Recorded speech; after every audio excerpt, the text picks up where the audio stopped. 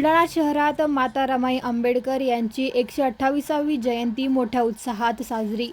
माता रमाई आंबेडकर यांची 128वी जयंती असून बुलढाणा जिल्ह्यासह संपूर्ण महाराष्ट्रात उत्साहात साजरी केली जाते।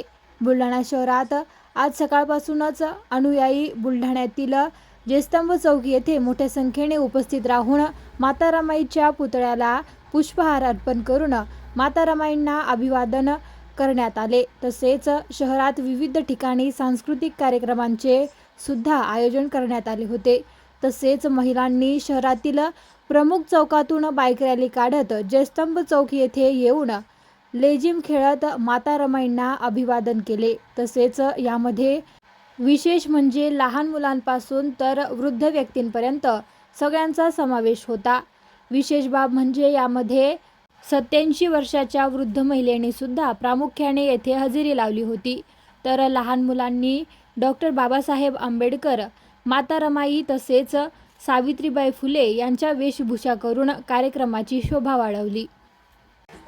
यावेळी शहरातील सामाजिक कार्यकर्ते तसेच सर्व आंबेडकर अनुयायी मोठ्या संख्येने सहभागी होऊन माता रमाई जयंती मोठ्या उत्साहाने साजरी केली।